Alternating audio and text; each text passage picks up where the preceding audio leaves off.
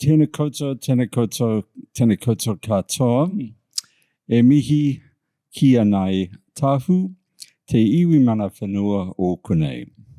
Ko te po koko mataraka o, ko Stuart Brock, tōko ingoa, no reira, tēnā koutou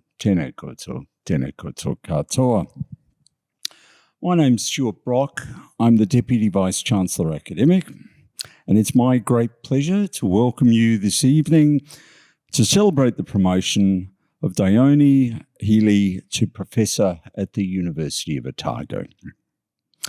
These lectures are a highlight of my week, as I'm sure they are of many of you. They're a wonderful opportunity for us to come together to listen to our new professors talk about their personal journeys, their research platform, and the impact their research has had on others. I'd like to welcome colleagues, students, and friends from across the university and beyond, including those joining us tonight by live stream. I would also like to make a special welcome to Dione's parents, her husband Matt, and her daughters Eva and Aria, who are with us in person this evening. Now, it's not easy to become a professor at the University of Otago. In order to be promoted to that level, candidates need to show that they're outstanding in each of three categories: teaching, research, and service. Professor Healey has clearly met these criteria. It's an honour and a privilege to congratulate her tonight for that outstanding achievement, and I hope you'll join me now in doing the same. And if I wasn't holding this microphone, I'd be clapping vigorously right now. So please, I encourage you.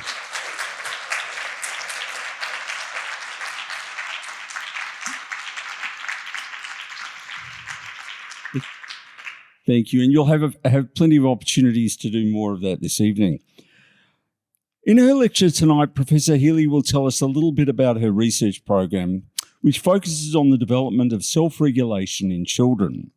She will share with us some highlights from her personal journey as an academic, and she'll tell us about her involvement in the Engage program, which is currently being rolled out across Aotearoa. I would therefore like to invite Professor Richard Barker, Pro-Vice-Chancellor of the Division of Sciences, to introduce Professor Healey formally and give you a more detail about her academic background. Tēnā koutou katoa.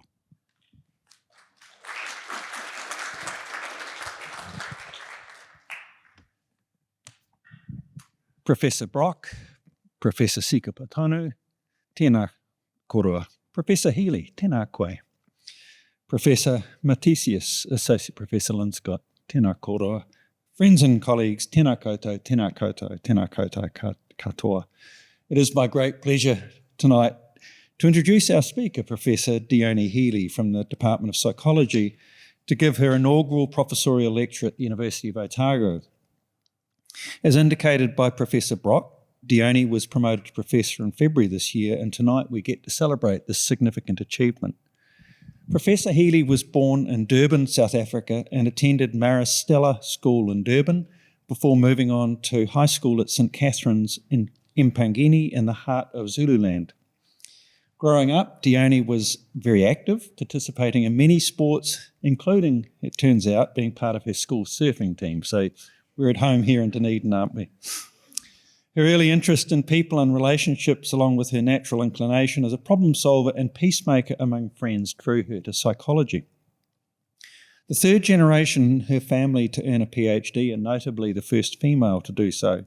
Dione's academic career began with a BA and BA honours from our University of Canterbury, and hopefully tonight we're going to hear about the small gap in my record between Mpangeni and Christchurch.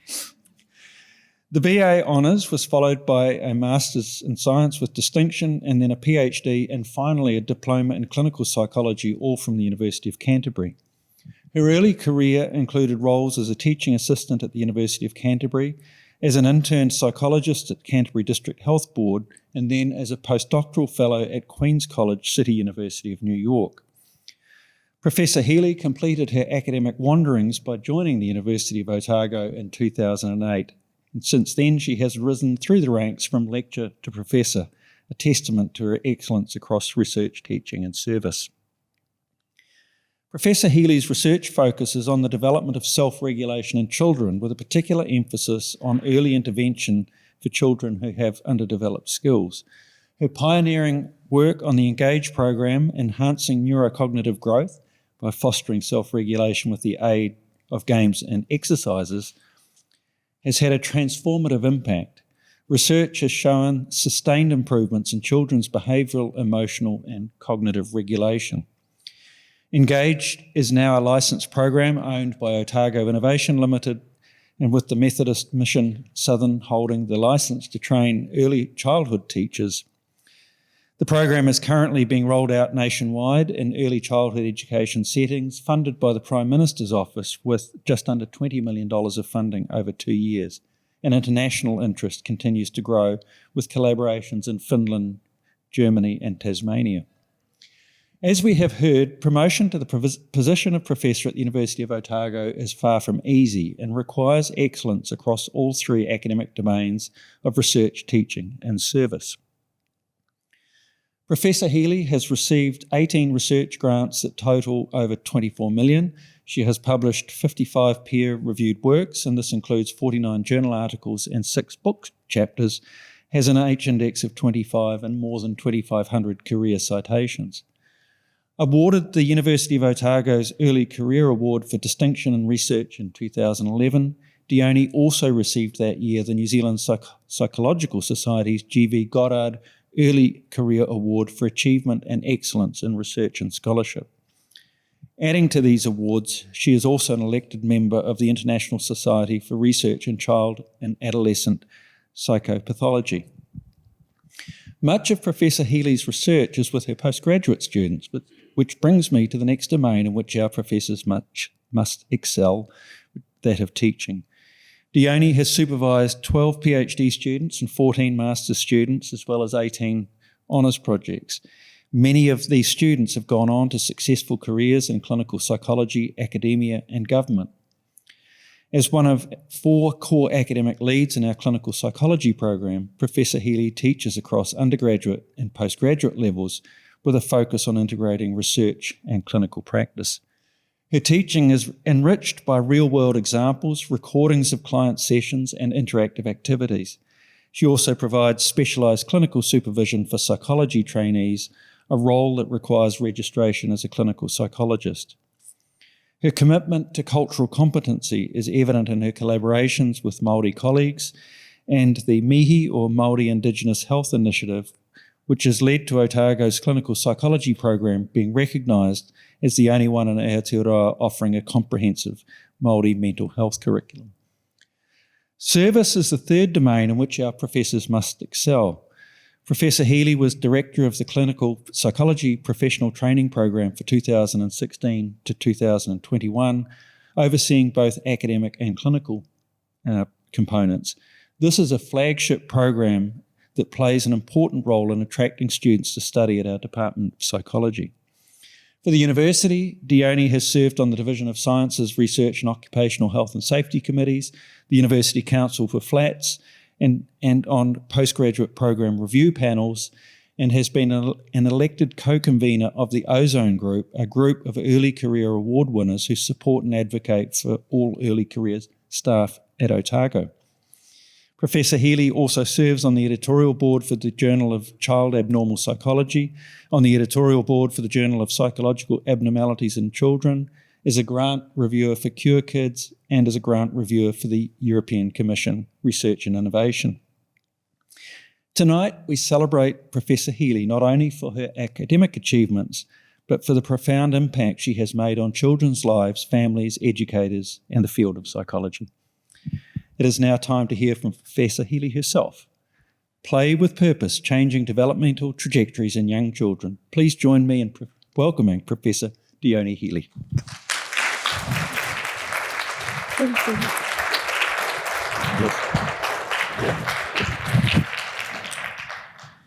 Thank you very much for that introduction, and kia ora koutou. Thank you for all coming along today. It's really great to get the opportunity to share a little bit about my life and how I've ended up here today.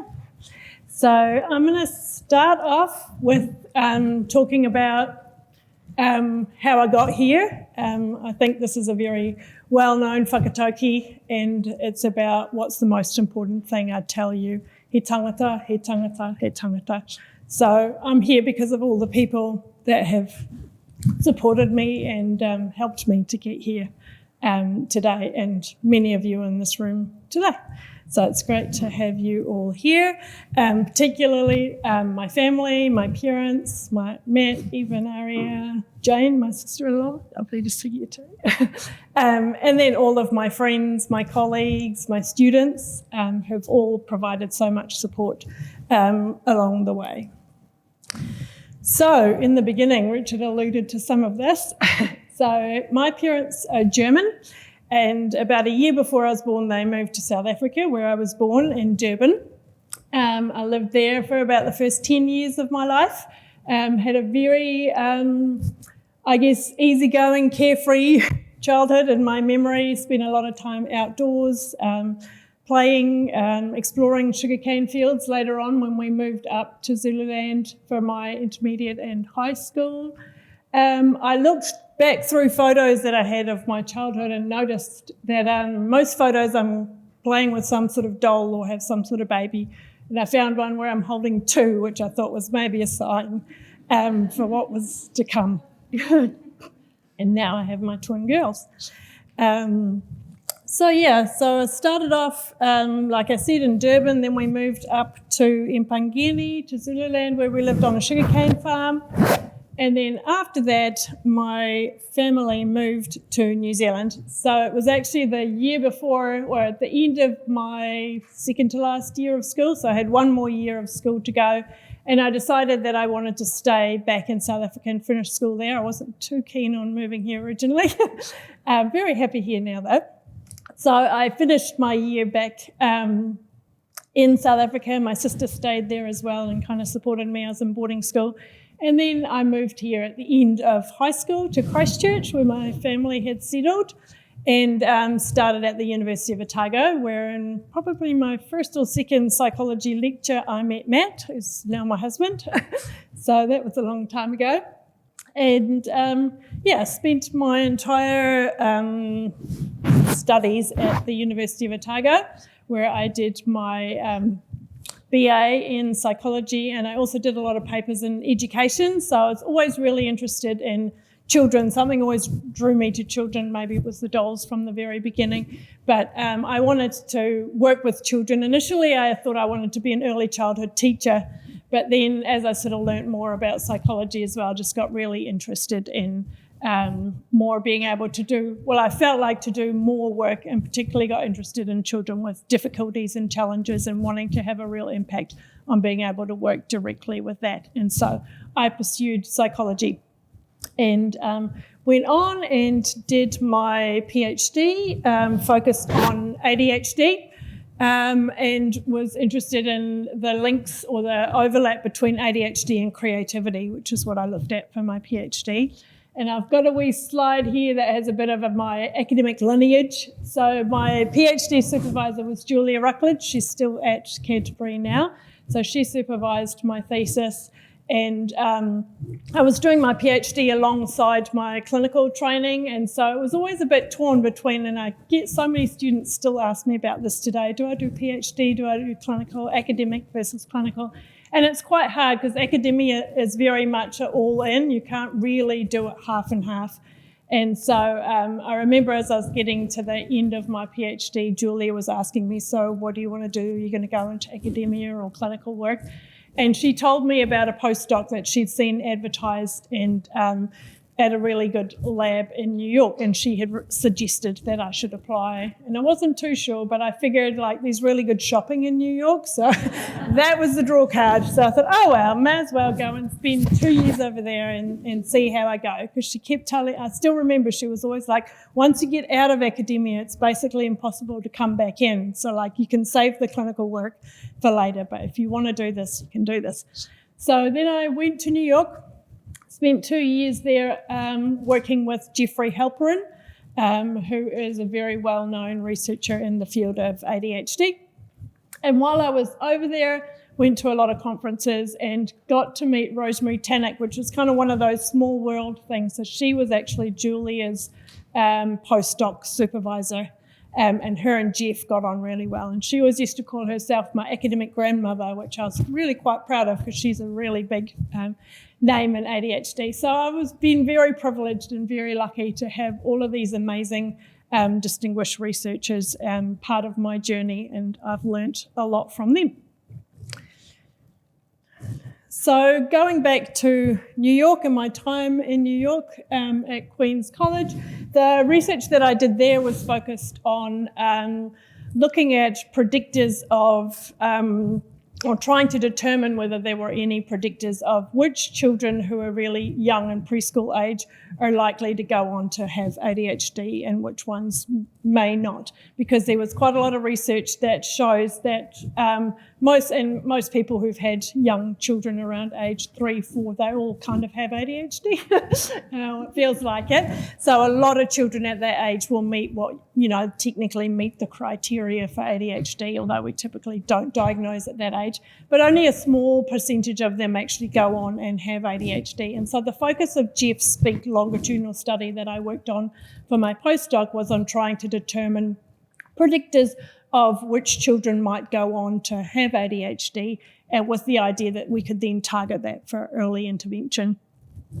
And a big part of the work that I did, both actually in my PhD, my clinical training, and in this postdoc, was doing a lot of clinical and neuropsychological assessments with children, collecting the data or doing clinical assessments, and then feeding those results back to families. And so time and time again, I would be feeding back the results of our testing and saying, yes, your child scored poorly on areas of working memory, processing speed, emotion regulation difficulties, which is a real pattern in ADHD. And they'd always say, so what can we do about it? What kind of interventions can we put in place? And the real problem there wasn't really anything. We had 2 options for ADHD. One was medication, which typically parents were not keen on for 3 and 4-year-olds, or there was behaviour modification programs, which essentially are training parents on different contingencies, rewarding and punishing different behaviours that you want to see more or less of, which we know actually doesn't work very well in kids with ADHD. So that was always quite hard to give that feedback, and I was really keen to see if there was anything, what else can we really do out there.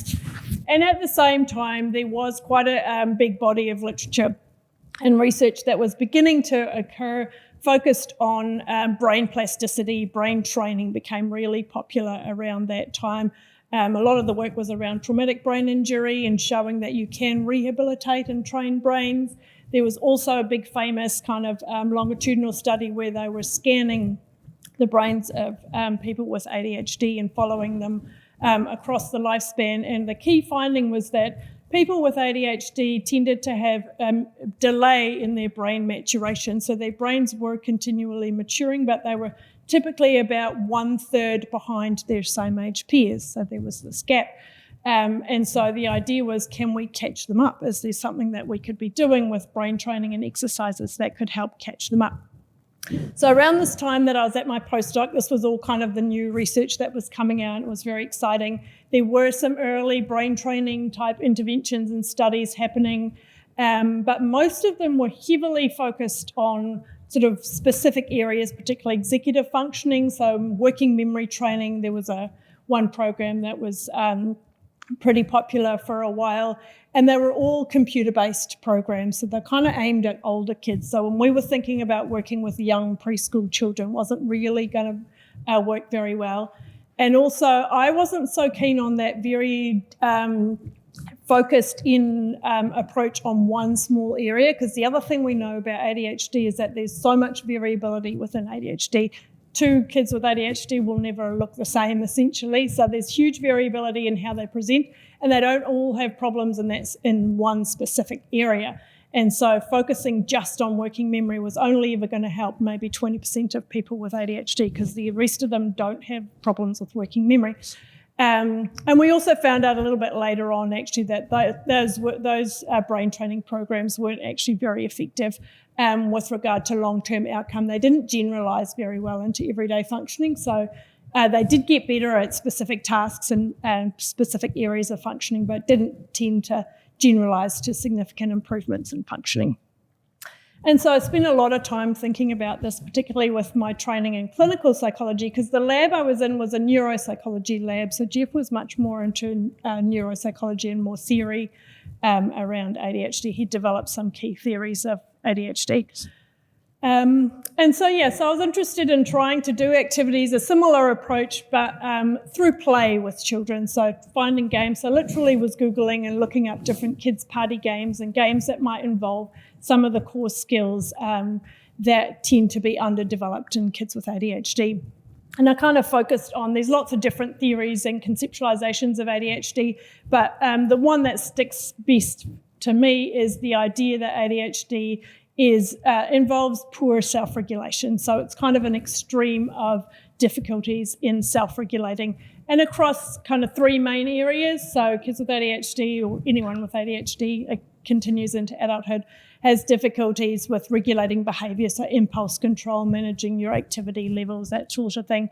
Difficulties in regulating cognition or thoughts, thinking, focus, concentrating, memory is another key area, and then emotional dysregulation. And so across those three areas, I was interested in trying to find games and activities that we could play or do to try and improve children's self-regulation, so training your self-regulation skills over time. And so that's really where I was at when let's do some flashbacks of some of my old students back there in the department when we opened. So that's where things were at the end of my postdoc in New York. And then the 2 years was up at that point. We hadn't got too far with the intervention. It was mostly just thinking about it. But at that point, we were quite keen to come back to New Zealand. We didn't really want to stay in New York long term. And so I started looking for jobs, and Gail Tripp, who actually was my PhD examiner, who was my oral examiner for my thesis, had actually just been offered a position and was moving to Japan. So vacancy was open in the department, so I applied, and very luckily I got the job. And so I appeared down here in the deep south and bought a puffer jacket and have never left. And am very privileged and honoured to be part of the psychology department down here at Otago and all the amazing colleagues that I have here. So when I got here, I kind of wanted to continue this work in the intervention field and focusing on trying to develop an intervention for improving self-regulation in young children. And that is really how my Engage program began to develop. So around the similar time, a lot of research was also coming out around self-regulation and how important it is as an early life skill. So a lot of research has focused kind of more on that childhood period, so showing that self-regulation is strongly associated with school readiness and ability to learn, focus, concentrate, as you can imagine from describing what self-regulation involves. And when you think about schools, a lot of it is about being able to sit still, focus, concentrate, filter out distractors. And so it was being focused on as a core skill that we need to focus on in early childhood, also associated with social functioning and other areas of social emotional functioning for children. Around the same time, a few years after I began my work in Engage, Timmy Moffat was kind of the lead author on a very kind of seminal paper that came out of the Dunedin study, which focused on a much more long-term trajectory with in relation to self-regulation. So short story is they looked at people in the Dunedin study's self-regulation abilities around age 3, and then they looked at its predictability of long-term outcomes in adulthood. And they found that poor self-regulation at age 3 was predictive of more adverse outcomes across actually a wider array, I think, of areas than people expected. So the more traditional ones around criminal behaviour and employment, but also relationships, physical health, mental health, all sorts of factors. And actually in that study, they also got controlled out for ADHD. So thinking about ADHD being associated with poor self-regulation, there was the question about, is this all driven really by people who have ADHD?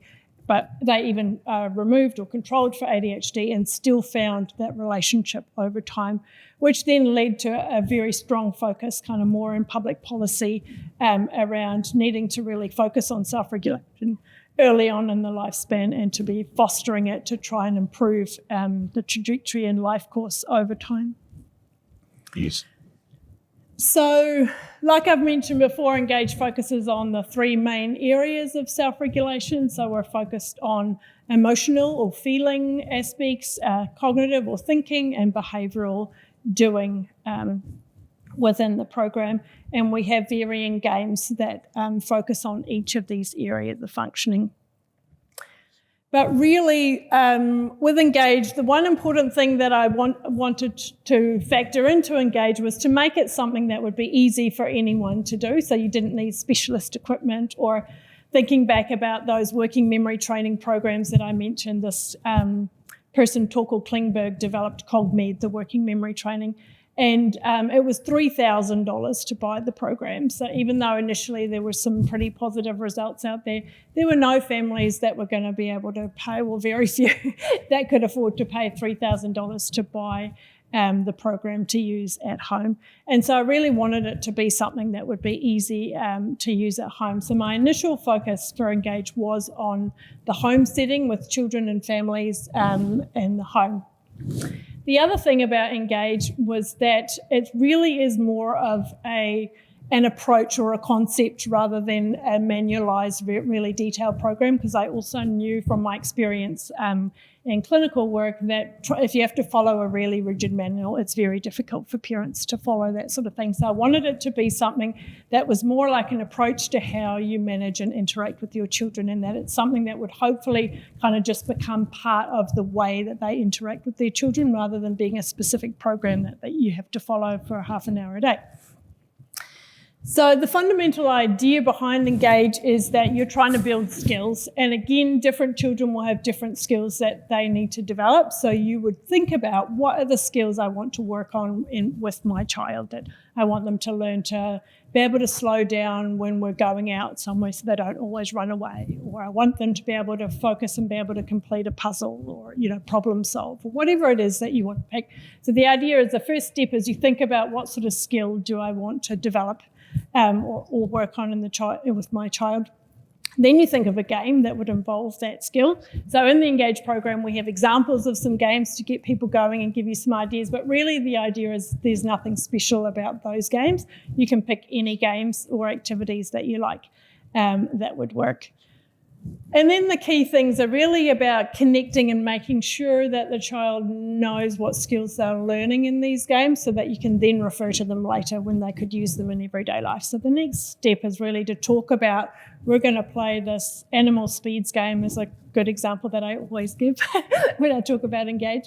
And so let's say you want to focus on teaching a child to regulate their activity levels, the speeds at which they do things. And so you say, we're going to play this game where you're going to do different activities and you can do whatever you want, really, dancing around, running around.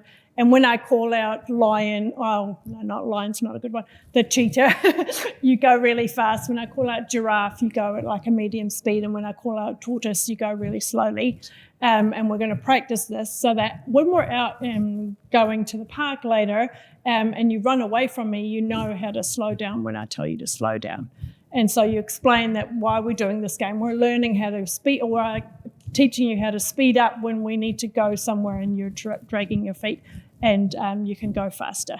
And then you play the game and you practice the skill of going from different speeds. And then later on, and this is one that parents will often feedback, they'll be out with their children in town, and they'll say, go into giraffe mode if they're going too fast, and all of a sudden they can slow down, whereas like for the last 2-3 years they've been trying to get them to slow down and calm down, and it never works. And then now that they've played the game, they can make that connection, and then they're able to do it. So that's a big part, is that idea that I focus a lot on generalising the skills that you're learning in the games, because you don't want to just play the games and get really good at a bunch of games, but it doesn't actually relate to anything going forward. So it's making the connections between the games you play and the skill you want them to use in everyday life. So now I'll switch and just give a wee overview of some of the studies that we've done using Engage. So like I said, the initial focus of Engage was on a parent-led intervention, and I was interested in working with at-risk children, so parents self-referred to the study if they rated their child as difficult to manage, so overly active and impulsive, more than you would expect for a child their age. And we spent 10 weeks where they'd come in here to my lab back in old Lease 5, I think it was called. And we would run groups where we would work with the parents and talk them through the Engage program and run groups. And at the same time, the children would be playing some of the games, so that it was easier for parents when they went home. The children had had some introduction to the games, and then they could go home and play the games. And so this was the first initial trial that we did. I had no idea, because this wasn't really the kind of intervention that we typically do with people with young kids with ADHD. So it was a real novel approach. So we didn't even know whether it would work, whether people would do it. They were required to go home now and spend half an hour at least a day playing the games and trying to make these connections. But anyway, long story short, excitingly, it seemed to work. So the graphs that I have here are, I won't go into the details in the interest of time, but essentially the scores of the difficulties that they had in behavioural, cognitive and emotional regulation before we started doing Engage. And as you can see, there's a significant decrease in those difficulties after Engage, and also excitingly, we maintained those gains for a year later, because that's another issue you find particularly with medication, but even behaviour management training. A lot of the research shows that as soon as you stop doing it, all of the behaviours come back. So, but we were hoping that by teaching children to self-regulate themselves rather than externally regulating them with medications or parents using different rewards and punishments to manage their behaviour, if they could learn to self-regulate, it might also last longer. So that was really exciting, the first initial trial. Then I did a second trial, which was funded by the HRC, Early Career Grant that I got. And at this point, I wanted to compare Engage to the kind of mainstream gold standard psychological intervention, which was P, Positive Parenting Program, which is one of those behaviour management programs. So it was a very different approach. The graphs are a bit tiny, but essentially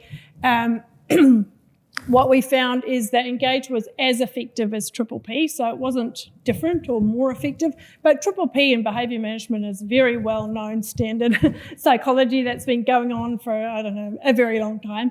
And so it was very exciting to develop something new that was as effective as what we already had as our gold standard treatment. But with a very different approach. And so again, as a clinician working, it's always good to have options, because different things suit different families, different parents, will work better for some children than others. So it was exciting to find that Engage was as effective as P. And then not long after I had published that paper, I was contacted by Lisa Klingberg from Finland and her partner Vesa.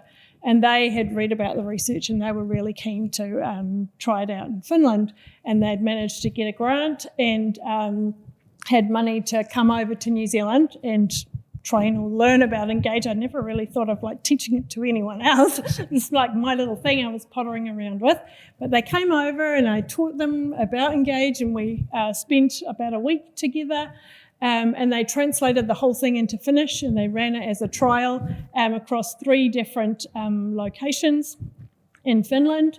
And excitingly, they basically replicated the findings that we had found in the first two studies that I had done here. So they found those receiving Engage exhibited significantly greater decreases in parent-rated attention problems, hyperactivity and acting out behaviours than controls with mostly moderate effect sizes.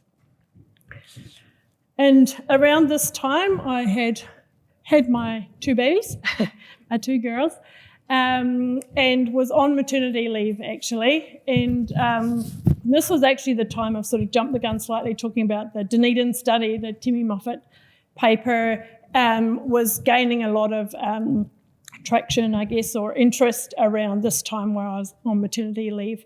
And Jimmy McLaughlin from the Methodist Mission had gone to a talk where he had heard about these findings and about this kind of take-home message that we need to be focusing on developing self-regulation early on in young children.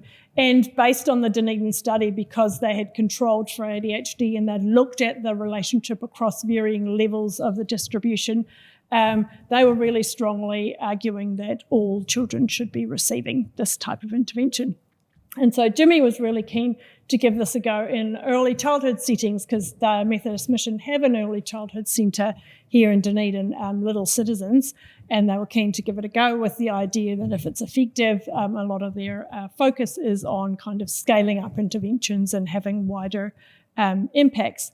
And so, I was pretty distracted at home with the girls, but I sent him the manual and the bits and pieces that I had so far, and he was really keen, and sort of he chatted to the teachers at Little Citizens, and I ended up going down there and teaching them about it and, giving it a go and seeing what would happen. And I really didn't know how it would work, because I'd only done parents doing this one-on-one at home with their kids, even though they came into a group that was more to learn what to do rather than doing it with a group. And here in the early childhood setting, we'd be doing it with a large group of children.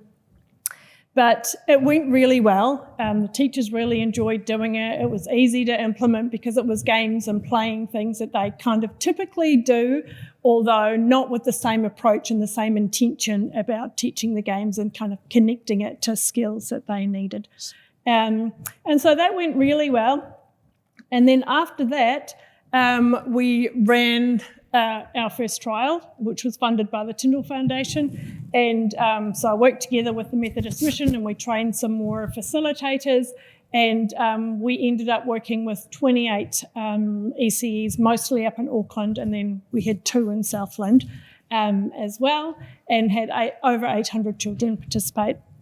And we essentially replicated the same findings as before. So the way we structured this one is we had 10 weeks of ECE as usual, so we just measured the kids' self-regulation 10 weeks apart to see what would happen sort of in a typical 10-week period, and then we introduced Engage and looked at the self-regulation skills after Engage, and then also at, I think it was 2 and 6 month follow-up. And so here again, you can see that there was no significant difference in that 10-week period where they were just continuing with ECE as usual. But once we introduced Engage, we saw significant reductions in behavioural, cognitive and emotional regulation difficulties. And again, these were mostly maintained, and for behavioural regulation, they continued to improve over time. This is just a bit of feedback. The benefits were huge. We have a lot of children with additional special education needs, and we were very concerned. We were not able to include them in the group time, but with Engage coming through, with the games, we were just able to engage them so much. Self-esteem, more ability to navigate the social minefield that is around them, because they can manage themselves better. They see a better image of who they are because they're achieving things, Yeah! Calmness when I come into a centre. Not that there wasn't calmness before, but, there were elements of noise, excessive noise. Take some deep breaths in. Inhale through our nose, exhale through our mouth. That's it. But you come in now, and predominantly, most of the centres, they're engaged in something. Our tamariki have built a greater sense of manaakitanga, of awhi, of wanting to support each other so that they can all walk together, you might say. Whereas before, the implications before Engage were that they had less friends, they had less people wanting to be around them. One of the children that actually took part in the activity had taken it home, and so there was too much noise, you know, there was, I don't know, may have been some, you know, heated discussions as such, and she says, let's everybody calm down, and, you know, she led through and, you know, calm down, we need to take deep breaths, we need to think about what we're saying and what we're, you know, doing. When I heard that, I thought, really? And, you know, I thought, are you making this up, lady? And she goes, no. She took us by, so everyone just stopped talking because she wanted to be heard. So yeah, that was some of the feedback we got from teachers for Engage. So after that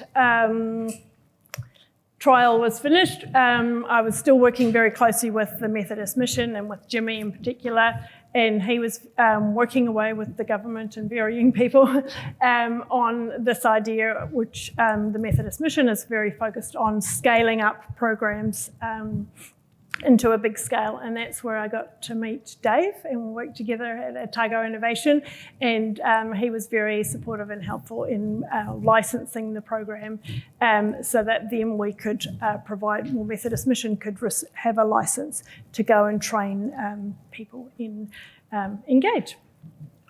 And after that, we were successful in getting, well, Jimmy took the lead on getting funding from the government to do this rollout. So kind of what we had been working towards is to try and take Engage up to scale. And that's what we're currently working on at the moment, is got lots and lots of facilitators and trainers out there training lots of teachers and trying to get it out as far and wide as we can within New Zealand.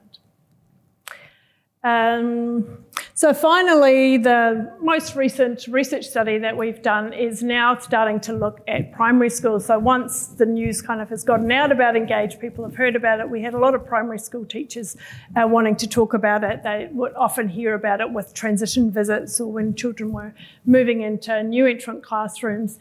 And so there was a lot of interest in having it in the early junior years of primary school as a way to kind of help with transition and to continue to work on self-regulation skills, because there's a lot of different skills and nuances that come from when you're working in an ECE setting to the school setting, so sort of continuing to foster that development. So the Ministry of Education gave us some funding last year, and we worked with 20 schools in Christchurch and used the same sort of design, looked at 10 weeks of primary school as usual, and then we introduced 10 weeks of Engage, and we found similar findings. Again, not much change in self-regulation, if not getting slightly worse, but it wasn't significant, so sometimes graphs can be slightly deceptive. No significant change in education as usual, and then once we introduced Engage, again, we saw significant improvements in self-regulation behaviours. And we also surveyed the kaiko, the teachers, to get a bit more feedback from them about their experiences with Engage and looking at what things we could do to support, or if there were things that we could be working on now that we're thinking about the primary school version, because up until now Engage has been focused on preschool, and so it is quite a shift into the primary school area. But teachers, again, were really responsive. They felt a lot more confident because we did a fair bit of education around self-regulation and how it develops in ways that you can support it. They were more often using the intentional teaching, that idea of reminding them that they know the skill, or what did you do in the memory game when you had to remember where those two things are? Could you try that same strategy here in this class activity that they are doing? So they found positive impacts on students, so improved self-regulation, They found that it was fairly easy to adapt into the daily routines, particularly with more of a play-based approach is often common in those first few years of primary school. So it did integrate quite well into that setting, and Kaiko felt more confident in developing skills for children. And sort of a lot of them had feedback that it kind of changed their approach or their philosophy to teaching. This thing's falling off. But as always, there were some challenges. So there's always the time constraints. So trying to include the Engage activities and games within their curriculum and all the other things that they needed to do. And also that the diverse needs of different students, and sort of that's always that trade-off if you're trying to do an intervention that's aimed kind of broadly at the whole class, or whether you can work more targetedly with the more high needs children. So that's something we'll be working on, ways that teachers can support individual children as well as the wider group. So just to wrap up, where to from here? So there's still lots of things going on. So still working on further refinement and development of Engage, particularly now with a focus on primary, and we've already had interest in the older primary, so the seniors version, but that I think is going to have quite a different approach. So that's a big part of what I'm starting to think about now, is how we can design something focused on self-regulation, but maybe with less of a gameplay focus for the slightly older children. One of our original facilitators for Engage that's been working with us from the very beginning is now doing her master's with me, and we're focusing on a Te Reo Māori version of Engage. So we have actually recently translated it all, and we're about to launch our Te Reo Māori version and cards at a marae in a couple of weeks' time. And so she's going to be focusing her research on getting feedback, and we're very much strongly focused on it being led by Māori for Māori, and getting feedback on whether this is something that could work in kohanga reo or more full immersion Māori focused settings, and if so, what sort of adaptations can we make? So watch the space. Still working with government funding on the ECE rollout and potentially the primary schools. We're hoping to extend there. And in 3 weeks and 2 days, I go off on sabbatical, not counting or anything. And I have a number of people that I'm going to go and visit and work with, going back to my collaborators back in the US. Some of them are actually still doing quite similar ADHD intervention focused stuff with a lot of overlap with Engage, so it'll be exciting to see what they're doing. I'll be working with Edmund Sunugabak in the UK at King's College, who does a lot of ADHD work. And there is a German group who are also interested now in a German translation and trialling it in Germany, which is very exciting. So yeah, so that's where we're at. There's lots of acknowledgements. I'll just flick them up there because there's a lot of people. Like I said at the start, I wouldn't be here without all of these people and more, because I couldn't fit everybody on. But I've had huge numbers of amazing students who've been in my lab and who've done incredible work on our research in ADHD, my research collaborators, Engage collaborators, funders who funded various aspects of my research, and psychology HODs. There's been a few of you who've provided a lot of support for me, and my colleagues. I'm in an amazing department, like I said, very privileged to be part of the psychology department here at Otago. A couple of the OGs who are not around anymore, well, Neil still is, who gave me a lot of support in the early days, particularly with grant writing, and Kate Berard, Richard Blakey, Richard Barker, who've all provided a lot of support, just to name a few. I'd be here all day if I listed everybody, but yeah, that is it from me. So thank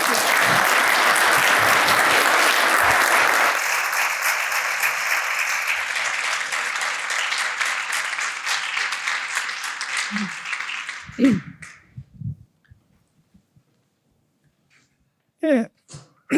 Excuse me. Thank you very much for having my wife Hannah and myself here today to help with the celebrations. I think for the university, this inaugural lecture is just one of the many important events in the year. And for the department, a new professor comes around maybe every few years. But for Dione, This is a once-in-a-lifetime opportunity. We congratulate her on her tremendous achievement because she has earned it through hard and very careful academic work, and she has gained the trust of the department, of the institution, and she has been acknowledged by her peers, which is not easy to come by because you always have critics who think, oh, well, you should have done this and you should have done that. Anyway, as proud parents, Hannah and myself also represent the other members of our family. The husband Matthew and the daughters Aria and Eva are here today, but her siblings who would have loved to be here to help celebrate. So I bring greetings from her sister Pamela from England and from her two brothers Kai and Arne in Australia. They are here in spirit. All together, we congratulate you on this tremendous achievement. Now, also have greetings from her father-in-law, or godfather, sorry, not father-in-law, godfather, Julian Somerville, and from his wife, Dione. So you might all speculate how our Dione got her name. This is what Julian wrote. I quote, Dione's family have been long-standing family friends since long before she was born. Dione has the rare quality of being a successful and ambitious academic, while at the same time having both feet soundly on the ground. We are so pleased to hear of her elevation to full professor and know she will fulfill her responsibilities with confidence, fairness, and humility. We also know she will be an outstanding academic and a credit to her department. We send congratulations and the very best with regards to her new promotion. And I also have a message from New York, from Professor Jeffrey Halprin, who in today's jargon, I think you would say, was the influencer. I think that's what you call it today. This is what Jeffrey has to say to Dione. Dear Dione, I was so pleased to hear about your promotion to professor. Congratulations. Nearly 2 decades ago, your arrival at Queen's College as a postdoctoral fellow provided a huge boost to the work in my laboratory. You played a central role in our longitudinal study of at-risk preschool children. You were and still are a great clinician, a wonderful supervisor for students, a keen thinker, and very productive. Beyond these attributes, you were a delightful person to be with. Near the end of our fellowship, we began discussing environmental influences on brain development and whether an intervention could be developed to improve the trajectory of outcome of young children with ADHD. These discussions continued after you returned to New Zealand and led to our paper outlining a conceptual framework of a novel intervention for preschoolers with ADHD. We then developed a treatment protocol and ran a small study to test students at the University of Otago, developed a new and improved version of early intervention, more broadly focusing on both behavioral and emotional self-regulation. Thus came the birth of Engage. You systematically studied and developed Engage, which is now used in preschools across New Zealand. As such, you have achieved what all in our field desire. Your work has positively affected the lives of numerous children. Again, Dione, congratulations on your well-deserved promotion. I wish I could be here to celebrate with you. With much love and affection. No, Jeff, sorry. Dione once said that she loves to help people, and she really lived up to her words. She focused on children with sort of behavioral challenges, and she thought, well, there must be another way of helping them rather than giving them personality-changing medications or so. Her approach was a self-help system which was administered or instituted through playing. And it works, which I think is a marvelous alternative. And we must not forget that she also helped the parents of those children so that they now can look together to a brighter future. Thank you.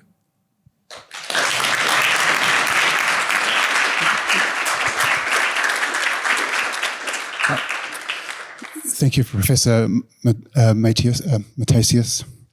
And Dione, thank you very much for your talk. About 2 weeks ago, I was listening to the radio, and on the radio they were interviewing a consultant to the OECD who was speaking of your research and the impact that this could potentially have in addressing those things that you talked about that were identified through the Need and Study. So I suspect that this is but small beginnings for the work that you've been doing, and look forward to seeing the great things that are going to come from that. I'm wondering about whether you could develop a program for undergraduates and possibly for academic staff as well, as the need arises. I have, on behalf of the university, a gift for you as a thank you. There you go. You're welcome. We'll give you a kiss. Thanks.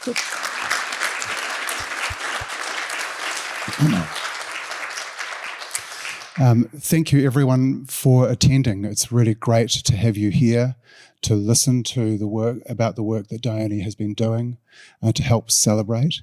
And I invite you to continue to help us celebrate.